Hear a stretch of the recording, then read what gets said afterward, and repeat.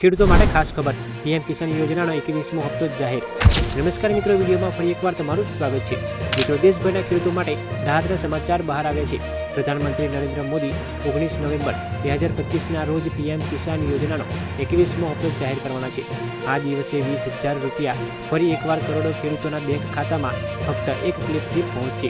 અત્યાર સુધી સરકારે આ યોજના હેઠળ ખેડૂતોને 3.70 લાખ કરોડ રૂપિયા આપી ચૂકી છે। વિશ્વના કોઈ પણ બીજા દેશમાં આટલી મોટી ડીબીટી થઈ નથી। આ યોજનાની ખાસ વાત એ છે કે ખેડૂતોને મળતી રકમ સીધી તેમના આધાર સીડિયારી બેંક ખાતામાં મોકલવામાં આવે છે। આ પગલે ભ્રષ્ટાચારના તમામ રસ્તા બંધ કરી દીધા છે। પહેલા ખેડૂતોને ઈ-કેવાયસી માટે CSC સેન્ટર પર લાઇનમાં રાહ જોવી પડતી હતી, જો કે હવે આ કામ મોબાઈલનો ઉપયોગ કરીને સેકન્ડોમાં પૂર્ણ થઈ જાય છે।